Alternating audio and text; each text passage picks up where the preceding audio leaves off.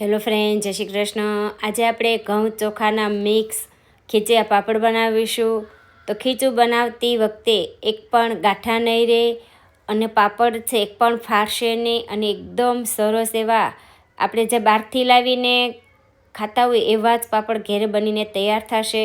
તો પરફેક્ટ માપ સાથે પાણી અને લોટનું માપ સાથે આજે આપણે એકદમ સરસ એવા સ્વાદમાં પણ ખૂબ ટેસ્ટી એવા અને એકદમ પોચા એવા પાપડ બનીને તૈયાર થશે. તો આ પાપડને તળીને ખાશો તો એકદમ પોચો બનશે, પણ જો તમે આ પાપડને શેકીને ખાશો તો પણ ખાવાની ખૂબ મજા આવે એવા પરફેક્ટ માપ સાથે આજે આપણે ખીચિયા પાપડ બનાવીશું. તો તેના માટે 2 બાઉલ મેં લોટ લીધા છે. 1 બાઉલ ચોખાના લોટનો, 1 બાઉલ ઘઉંનો લોટ લીધો છે અને વજનમાં 1 કિલો ચોખાનો લોટ અને 1 કિલો ઘઉંનો લોટ બંને મેં માપ સરખું રાખ્યું છે. તો જે બાઉલના માપથી આપણે લોટ લીધો છે એ જ બાઉલના માપથી આપણે પાણી લેવાનું છે. તો 2 બાઉલ લોટ છે તો 4 બાઉલ આપણે પાણી લેવાનું. તો જેટલો લોટ હોય એનાથી ડબલ પાણી એડ કરવાનું છે. તો 4 બાઉલ મેં પાણી એડ કર્યું છે. હવે આ પાણીને 15 મિનિટ માટે ગેસની ફ્લેમ હાઈ રાખી અને ઉકળવા દેવાનું છે. પાણી જેમ ઉકળશે એમ ખીચું છે એકદમ સરસ બનશે. તો આ પાણી 1 ઇંચ જેટલું ઉકળીને ઓછું થઈ ગયું છે. તો હવે મસાલામાં 2 ચમચી સફેદ તલ, 1 ચમચી આખું જીરું, અડધી ચમચી હિંગ અને 2 ચમચી મીઠું એડ કરશું. તો આ રીતની આખી ચમચી ભરીને મેં મીઠું લીધું છે અને 2 ચમચી આપણે પાપડ ખાર એડ કરીશું. તો જો ચમચી છે આ રીતની આખી ના ભરી હોય, થોડી અધૂરી હોય તો અડધી ચમચી તમારે પાપડ ખાર લેવાનું, પણ આ રીતની આખી ભરેલી હોય તો 2 ચમચી પાપડ ખાર અને 2 ચમચી મીઠું એડ કરવાનું. 2 ચમચી જેટલું તેલ લેવાનું છે. તેલ ચોક્કસ એડ કરવાનું, એનાથી પાપડ એક પણ ફાટશે નહીં. 2 ચમચી જેટલી મેં મરચી લીધી છે. તો મરચી સાવ ક્રશ કરીને પછી એડ કરવાની છે.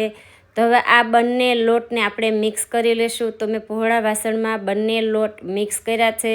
આ રીતે પહેલાં મિક્સ કરવાથી આપણે જ્યારે ખીચું બનાવીએ ત્યારે એકદમ આસાનીથી લોટ આપણે એડ કરવા ફાવે. એના માટે આ લોટને પહેલાં આપણે બંનેને મિક્સ કરી લઈશું. તો આપણું પાણી છે એ સરસ ઉકળી ગયું છે. તો મેં ગેસની ફ્લેમ સ્લો રાખી બીજી 5 મિનિટ માટે આ પાણીને ઉકળવા દીધું હતું. તો આ રીતના થોડો લોટ એડ કરી અને એક હાથેથી વેલણથી આ ખીચુંને બનાવવાનું છે. અત્યારે ખીચું બનાવીએ ત્યારે ગેસની ફ્લેમ એકદમ સ્લો કરી લેવાની, પછી જ લોટ એડ કરવાનો અને એક હાથે આ રીતે વેલણ ફેરવતું જવાનું. જેમ ફટાફટ વેલણ ફેરવશો એમ ખીચામાં બિલકુલ ગાંઠા નહીં પડે અને ખીચું છે એકદમ સરસ બનીને તૈયાર થશે.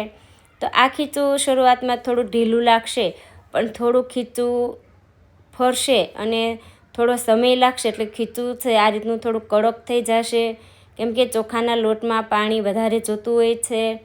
તો આ રીતનું ઢીલું જ એવું ખીચું બનીને તૈયાર થશે. જેમ ખીચું છે એ ઢીલું હશે એમ પાપડ એકદમ પતલા બનશે.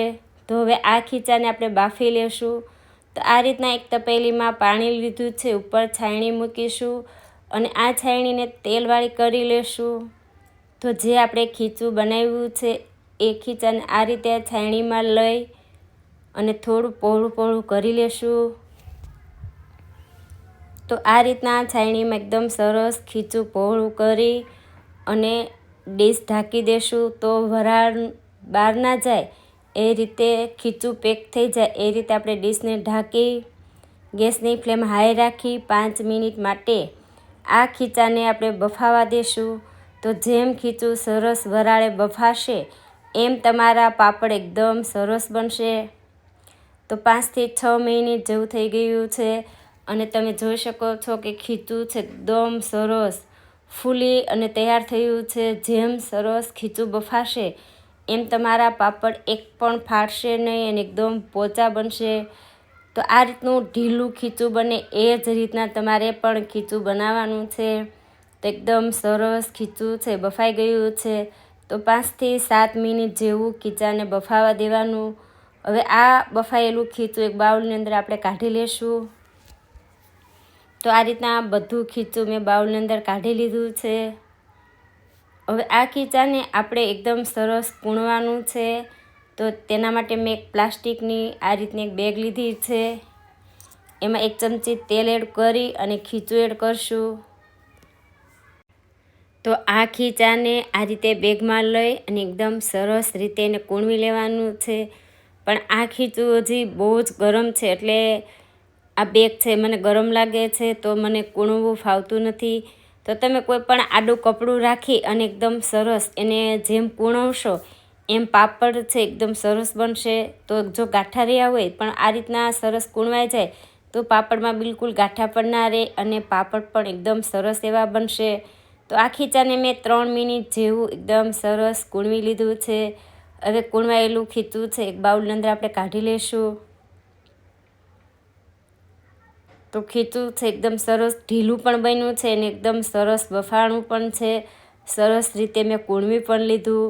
તો ખીચામાંથી પાપડ આપણે આ રીતના એક પાટલામાં બનાવીશું.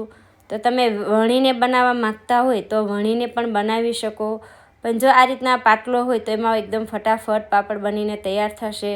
તો મારે આગળ આ રીતના લાકડાનો એક પાટલો છે, તો તેલવાળા હાથ કરી લૂવો કરી નીચે પ્લાસ્ટિક રાખવાનું, ઉપર લુવાને રાખી ઉપર પાછું આપણે પ્લાસ્ટિક રાખીશું અને એને તમે ચોરસમાં કે ગોળમાં કટ કરીને લેવાના.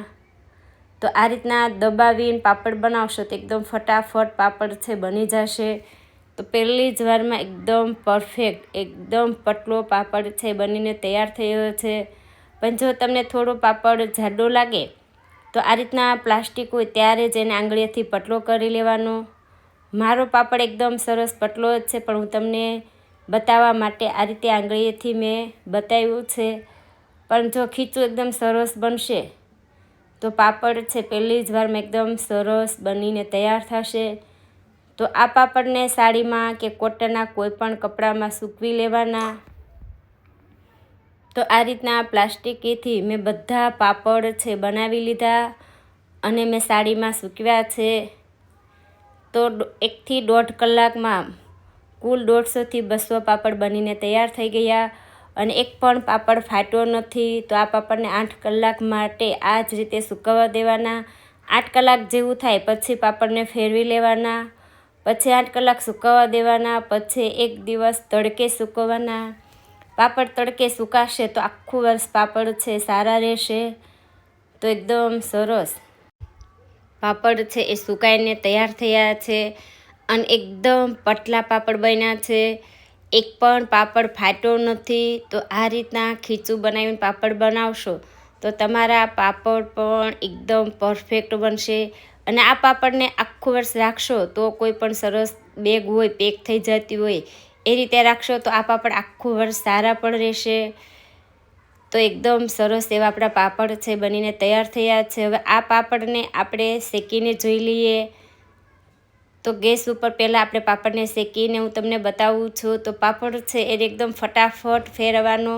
આ રીતના ફટાફટ ચીપિયાથી પાપડને ફેરવતા જાય એટલે પાપડ છે એ દાજે પણ નહીં અને એકદમ સરસ શેકાઈ જાય.